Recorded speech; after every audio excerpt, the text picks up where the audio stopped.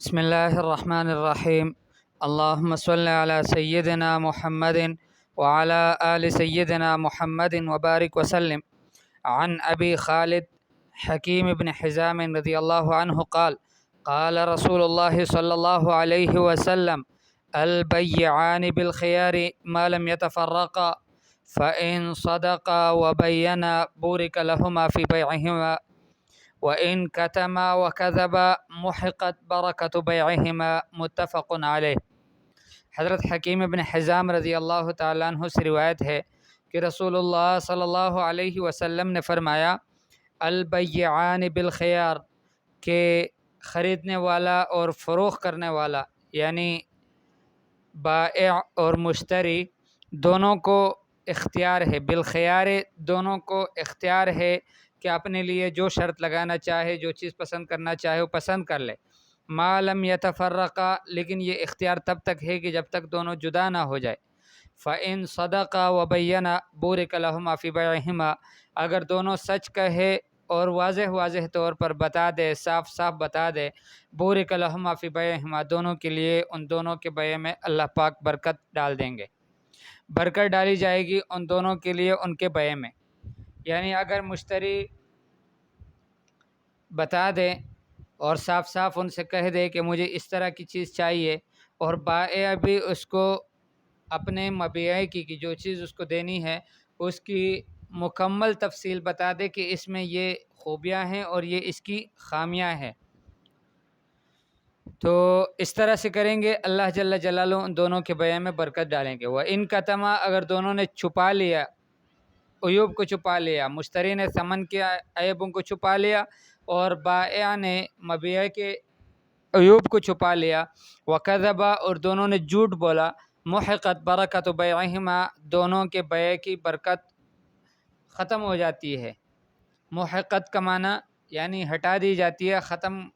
ہو جاتی ہے، برکت بیعہما، دونوں کے بیع کی برکت۔ اس بیع میں جو برکت اللہ پاک نے رکھنی تھی وہ ان کی جھوٹ بولنے کی وجہ سے اور ایک واضح عیوب کو یا ان کی خامیوں کو چھپانے کی وجہ سے اللہ جل جلالہ اس برکت کو ختم فرما دیتے ہیں، متفق علیہ روایت ہے۔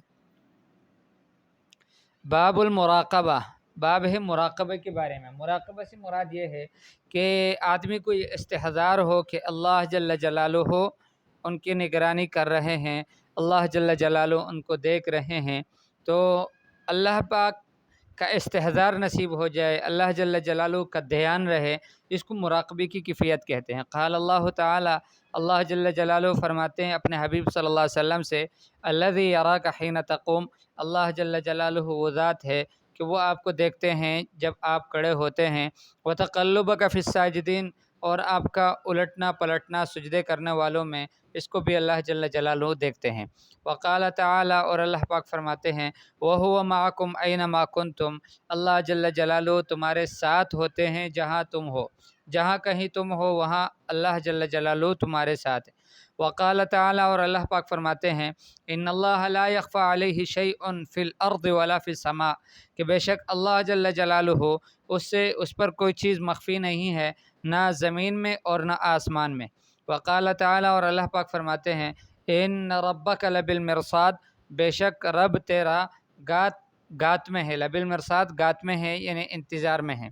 وقال تعالی، اور اللہ پاک فرماتے ہیں: یعلم خائنۃ الاعین، کہ وہ جانتے ہیں آنکھوں کی خیانت کو، وما تخفی الصدور، اور جو چیزیں سینے چھپاتی ہے، جو سینوں کے اندر چھپے ہوئے راز ہے اس کو بھی اللہ جل جلالہ جانتے ہیں، اور جو آنکھوں کی خیانتیں ہیں اس کو بھی اللہ جل جلالہ جانتے ہیں۔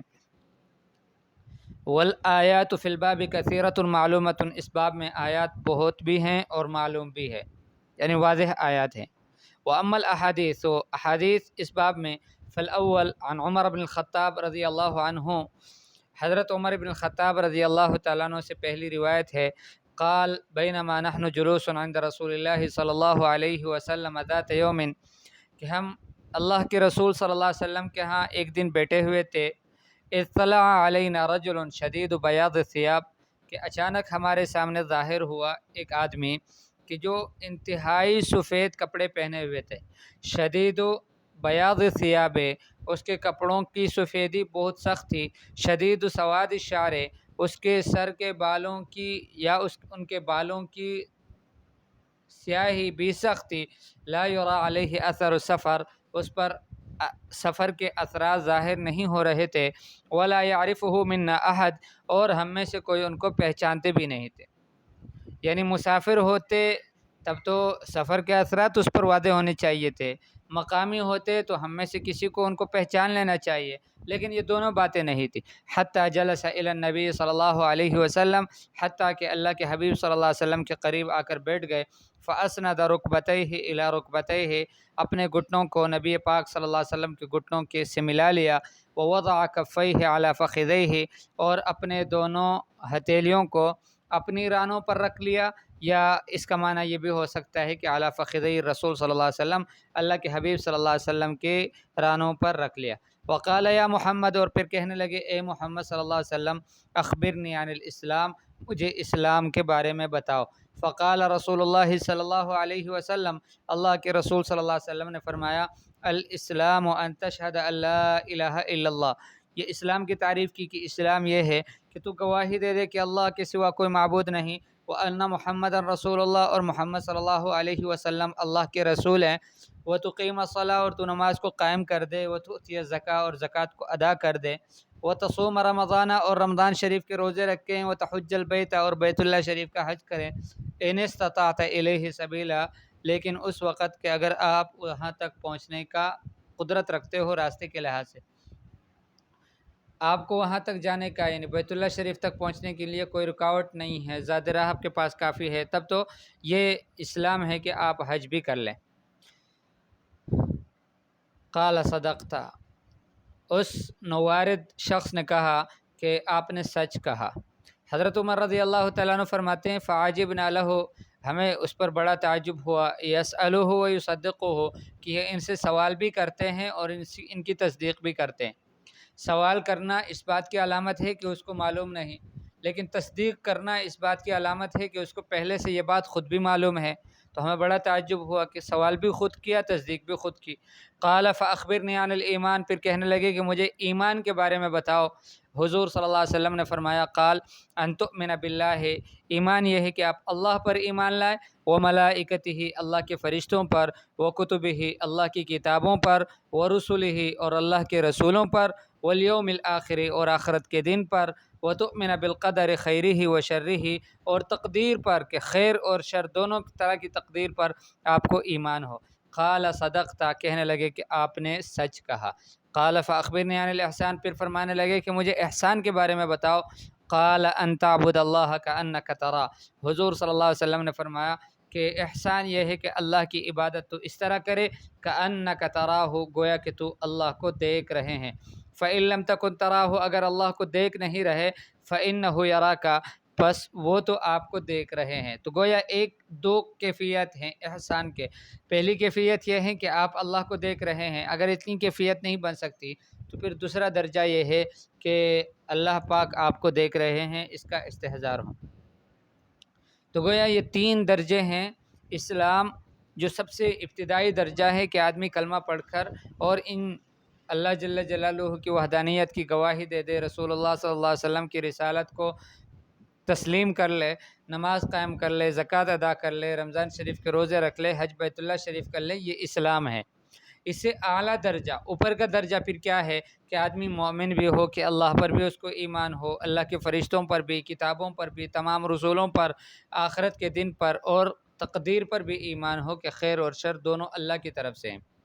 اور پھر اس سے بھی اوپر کا درجہ، اعلیٰ درجہ، عرفہ درجہ، وہ پھر احسان کا درجہ ہے کہ آدمی اللہ کی عبادت اس انداز سے کرے کہ گویا اللہ پاک کو دیکھ رہے ہیں۔ اگر اتنی کیفیت نہیں بن پاتا تو پھر اتنی کیفیت تو ضرور ہو کہ اللہ پاک مجھے دیکھ رہے ہیں۔ یہ بھی احسان ہے، اور یہ ایمان، اسلام اور ایمان سے اعلیٰ درجہ ہے پھر احسان کا۔ قال فاخبرنی عن الساعہ، پھر فرمانے لگے کہ اچھا مجھے قیامت کے بارے میں بتاؤ۔ حضور صلی اللہ علیہ وسلم نے فرمایا مل مسئول عنہا بعلم من السائل، جس سے سوال کیا جا رہا ہے قیامت سے متعلق، وہ زیادہ جاننے والے نہیں ہیں سائل سے۔ جتنا سائل کو نہیں معلوم، اتنا ایسے ہی ایسے ہی جس سے سوال کیا جا رہا ہے اس کو بھی معلوم نہیں ہے۔ قال فاخبرنی عن اماراتها، کہنے لگے کہ پھر تم بتاؤ اس کے نشانیوں کے بارے میں۔ حضور صلی اللہ علیہ وسلم نے فرمایا ان تلد الامۃ ربتها، کہ نشانی یہ ہے کہ باندی اپنی سیدہ کو، اپنی پرورش کرنے والی کو جنے۔ وان تر الحفاة العراة العالہ، اور یہ کہ تو دیکھ لے بغیر جوتوں کے لوگوں کو اور بغیر کپڑوں کے لوگوں کو، العالہ ان لوگوں کو کہ جو لوگوں کے اوپر بوجھ ہوتے تھے، رعاء الشاء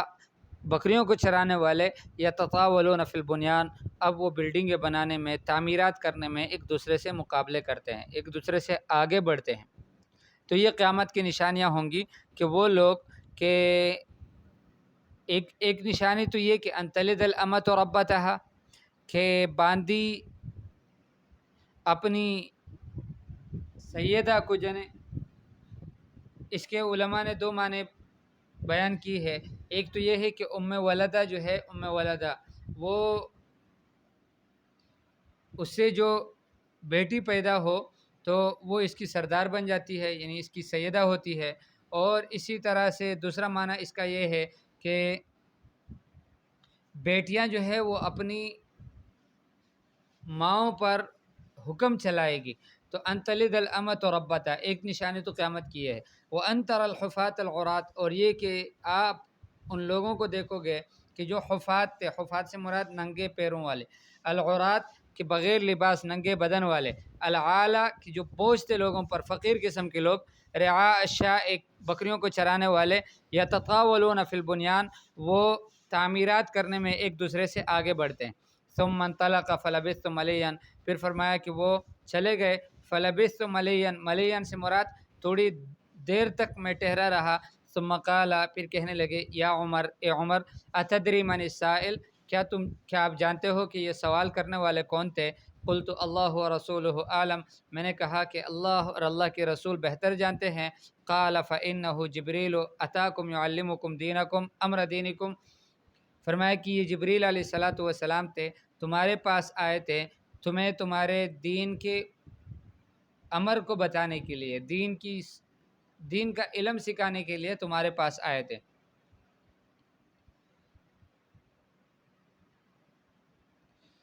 یہ دیکھیں ان تلد الامۃ ربتها کا معنی کیا ہے، ای سیدتها، کہ باندی اپنی سیدہ کو جنے۔ معنی ہو ان تکثر السراریہ حتی تلد الامۃ السریہ، السریۃ بنتا لسیدها، ٹھیک ہے، کہ قیدی عورتیں بہت ساری ہو جائے گی۔ قید میں یعنی غنیمت میں جو باندیاں بنتی ہیں، باندیوں کی کثرت ہو جائے گی۔ سراری کا معنی کہ باندیوں کی کثرت ہو جائے گی۔ پھر کیا ہوگا کہ ایک باندی عورت وہ اپنی یعنی جو باندی تھی اور قیدی بن کر آئی تھی، وہ ایک بچی کو پیدا کرے گی اپنے سید کے لیے، اور سید کی بیٹی وہ سید کے معنی رکھتی ہے کہ وہ سید کی بیٹی ہے، تو چونکہ اس کی نسبت سید کی طرف ہے، اس وجہ سے یہ گویا اپنی سردار کو یعنی اپنی سیدہ کو پیدا کرے گی۔ وقیل غیر ذلک، کسی نے اس کے علاوہ بھی کہا ہے، والعالہ، عالہ سے مراد الفقراء، فقراء ہے، وقولہ، اور اس ملین سے مراد ای زمنا طویلا، کہ ایک لمبا زمانہ، وکان ذلک ثلاثا، اور فرمایا کہ یہ تقریباً 3 دن تھا، یعنی 3 دن کے بعد حضور صلی اللہ علیہ وسلم نے پھر ان سے پوچھا کہ وہ جو سوال کرنے والے تھے وہ کون تھے۔ دوسری روایت عن ابی ذر جندب بن جنادہ و ابی عبد الرحمن معاذ بن جبل رضی اللہ عنہما، حضرت ابو ذر، جندب بن جنادہ اور ابی عبد الرحمن معاذ بن جبل رضی اللہ تعالیٰ عنہما سے روایت ہے۔ گویا ابو ذر رضی اللہ تعالیٰ عنہ کا اصل جو نام ہے وہ جندب ابن جنادہ ہے، جندب ابن جنادہ، لیکن یہ کنیت سے زیادہ مشہور ہے۔ اور معاذ بن جبل رضی اللہ تعالیٰ عنہ کی جو کنیت ہے وہ ابو عبد الرحمن کی ہے۔ یہ دونوں روایت کرتے ہیں رسول اللہ صلی اللہ علیہ وسلم سے، قال اتق اللہ حیثما کنت، اللہ کے حبیب صلی اللہ علیہ وسلم نے فرمایا کہ اللہ سے ڈرو جہاں کہیں تم ہو، واتبع السیئۃ الحسنۃ تمحها، اور ہر برائی کے بعد نیکی کیا کرو، یہ نیکی اس برائی کو مٹا دے گی۔ واتبع السیئۃ، اور پیچھے کر لو برائی کے، الحسنۃ نیکی کو، تمحها، یہ نیکی اس برائی کو ختم کر دے گی، مٹا دے گی۔ وخالق الناس بخلق حسن، اور لوگوں کے ساتھ پیش آیا کرو اچھے اخلاق کے ساتھ۔ رواہ ترمذی وقال حدیث حسن، ترمذی کی روایت ہے اور امام ترمذی نے فرمایا کہ یہ حدیث حسن ہے۔ یہ ایک اور روایت ہے، اس کو بھی پڑھ لیتے ہیں ساتھ میں۔ الثالث عن ابن عباس رضی اللہ عنہما قال كنت خلف النبی صلی اللہ علیہ وسلم، حضرت عبداللہ ابن عباس رضی اللہ تعالیٰ عنہ سے روایت ہے، فرماتے ہیں کہ میں نبی پاک صلی اللہ علیہ وسلم کے پیچھے تھا ایک دن، یعنی سواری پر ان کے پیچھے تھا۔ فقال یا غلام، اللہ کے حبیب صلی اللہ علیہ وسلم نے فرمایا کہ اے لڑکے، انی اعلمک کلمات، غلام فرمایا کہ جس کی عمر 10 سال ہو، تو فرمایا کہ 10 سال کے لگ بھگ ہو، فرمایا اس کو غلام کہتے ہیں۔ تو فرمایا کہ یعنی چھوٹی عمر تھی ان کی، انی اعلمک کلمات، کہ میں آپ کو چند کلمات بتا رہا ہوں، سکھا رہا ہوں۔ احفظ اللہ یحفظ، وہ کلمات گویا اللہ کے حبیب صلی اللہ علیہ وسلم حضرت عبداللہ ابن عباس اپنے چچا کے بیٹے کو عقیدہ سکھا رہے ہیں کہ ایک مومن کا، ایک مسلمان کا عقیدہ کیا ہونا چاہیے۔ سب سے پہلی بات فرمایا احفظ اللہ یحفظ، اللہ کے حکم کی حفاظت کرو، اللہ آپ کی حفاظت کریں گے۔ احفظ اللہ یحفظ، اللہ کے حکم کی، اللہ کے دین کی حفاظت کرو، اللہ پاک آپ کی حفاظت کریں گے۔ اسی وجہ سے اللہ کے حکموں میں جو سب سے بڑا حکم نماز ہے، حدیث پاک میں آتا ہے کہ جو اس کو اچھی طرح سے پڑھ لے اور اس کو تمام سنن، آداب اور مستحبات کی رعایت کرتے ہوئے پڑھ لے، تو وہ نماز روشن بن کر جاتی ہے اور نمازی کو دعا دیتی ہے اور کہتی ہے حفظک اللہ کما حفظتنی۔ دیکھیں یہاں پر فرمایا احفظ اللہ یحفظ کا، اللہ کے حکم کی حفاظت کرو، اللہ آپ کی حفاظت کریں گے۔ تو وہ نماز کی جو ظاہر میں ہمیں لگتا ہے کہ نماز سے کیا اثر پڑتا ہے، اب وہ نماز دعا دیتی ہے، کہتی ہے کہ حفظک اللہ کما حفظتنی، اللہ آپ کی ایسی حفاظت کر لے جیسے آپ نے میری حفاظت کی۔ اور اللہ ہم سب کو معاف فرمائے، صحیح نماز پڑھنے کی توفیق نصیب فرمائے۔ اگر آدمی نماز کو بری صورت میں پڑھ لے، اچھی طرح نہ پڑھ لے، تو نماز بددعا دیتی ہوئی جاتی ہے۔ ضیعک اللہ کما ضیعتنی، اللہ آپ کو ایسا برباد کر دے جیسے آپ نے مجھے برباد کیا۔ تو آپ خود سوچیں کہ جس کو نماز بددعا دیتی ہوئی جائے اور اس کی بربادی اور ہلاکت کی بددعا دے، اس آدمی کی زندگی کیسے بنے گی؟ تو اس وجہ سے اللہ کے احکام کی حفاظت کرنی چاہیے، اس کا خیال رکھنا چاہیے۔ احفظ اللہ تجدہ تجاہک، اللہ کے حکموں کی حفاظت کرو، اللہ کے حکموں کی حفاظت کرو، تجدہ تجاہک، اللہ جل جلالہ کو اپنے سامنے پاؤ گے۔ ارے آپ کو ضرورت پڑے گی، پڑھتے ہی اللہ جل جلالہ آپ کے سامنے ہوں گے، آپ کی بس اللہ پاک سے تعلق اللہ پاک آپ کو نصیب کر دے گا، اسی وقت آپ کے کاموں کو اللہ پاک خود سے بنا دے گا۔ اذا سألت فاسأل اللہ، سوال کرو تو اللہ سے سوال کرو۔ وَإِذَا اسْتَعَنْتَ فَاسْتَعِنْ بِاللَّهِ، اللہ سے سوال کرو گے اللہ پاک خوش ہوں گے، اللہ سے سوال نہیں کرو گے اللہ پاک ناراض ہوں گے۔ فرمایا مَن لَّمْ يَسْأَلِ اللَّهَ يَغْضَبْ عَلَيْهِ، جو اللہ سے سوال نہیں کرتا اللہ پاک اس پر ناراض ہو جاتے ہیں۔ تو فرمایا اذا سألت فاسأل اللہ، سوال کرو تو اللہ سے کرو۔ وَإِذَا اسْتَعَنْتَ فَاسْتَعِنْ بِاللَّهِ، جب آپ کو مدد لینی ہو کسی کی تو فرمایا کہ اللہ کی مدد لو، اللہ سے مدد چاہو۔ وَاعْلَمْ أَنَّ الْأُمَّةَ لَوِ اجْتَمَعَتْ عَلَىٰ أَن يَنفَعُوكَ بِشَيْءٍ، فرمایا کہ یہ بات جان لو کہ اگر ساری امت جمع ہو جائے اس پر أن ينفعوك بشيء، کہ وہ آپ کو نفع پہنچائے کسی چیز کے ذریعے سے، لم ينفعوك إلا بشيء قد كتبه الله لك، وہ آپ کو نفع نہیں پہنچا سکتے مگر اسی چیز کے ذریعے سے کہ جو آپ کے لیے اللہ نے لکھ لی ہے۔ وَإِذَا اجْتَمَعُوا عَلَىٰ أَن يَضُرُّوكَ بِشَيْءٍ، اور اگر یہ ساری امت مشرق سے لے کر مغرب، شمال سے لے کر جنوب تک، ساری کائنات میں پھیلی ہوئی مخلوق اللہ جل جلالہ کی، یہ ساری کی ساری امت یہ جمع ہو جائے عَلَىٰ أَن يَضُرُّوكَ بِشَيْءٍ، کہ یہ آپ کو تکلیف پہنچائے، لم يضروک الا بشیء قد کتبہ اللہ علیک، آپ کو ہرگز آپ کو تکلیف نہیں پہنچا سکتے مگر اتنا ہی جتنا اللہ پاک نے آپ کے لیے لکھ لیا ہے۔ اور رفعت الاقلام، قلمیں اٹھا لی گئی، وجفت الصحف، اور صحیفے خشک ہو گئے۔ اس کا مطلب یہ ہے کہ تقدیر جو آپ کے لیے اللہ پاک نے لکھنی تھی، جو باتیں آپ کی مقدر میں ہیں وہ ہو کر رہے گی، اس پر لکھنے والے جو قلم تھے وہ اٹھا لیے گئے، اب نہیں لکھا جائے گا۔ وجفت الصحف، صحیفے خشک ہو گئے، یعنی مطلب یہ ہے کہ یہ ایک پکی ٹکی بات ہے کہ جو کچھ آپ کے لیے اللہ نے نفع کی چیزیں لکھی ہیں وہ آپ کو پہنچ کر رہے گی، اور اس کو ہٹانا ساری کائنات مل کر چاہے تو وہ نہیں ہٹا سکتی، اور جو مشکلات، پریشانیاں، مصیبتیں، تکلیفیں آپ کے لیے اللہ پاک نے لکھی ہیں ساری کائنات مل کر اس کے خلاف کرنا چاہے تو اس کے خلاف نہیں کر سکتی، وہ آپ کو پہنچ کر ہی رہے گی۔ وفی روایت غیر ترمذی، یہ تو ترمذی کی روایت ہے، وفی روایت غیر ترمذی، غیر ترمذی کی روایت میں، ترمذی کے علاوہ دوسری کتابوں میں، احفظ اللہ تجدہ امامک، اس میں ہے کہ آپ اللہ کے حکموں کی حفاظت کرو، تجدہ امامک، اللہ جل جلالہ کو اپنے سامنے پاؤ گے، تعرف الی اللہ فی الرخاء، عام حالت میں، سہولت میں، آسانی میں اللہ سے تعارف، اللہ سے جان پہچان رکھو، یعرف کا فی الشدہ، مشکل وقت میں، سختی میں اللہ جل جلالہ آپ سے جان پہچان رکھیں گے۔ وَعَلَمْ أَنَّمَا أَخْطَأَكَ لَمْ يَكُنْ لِيُصِيبَكَ، اور یہ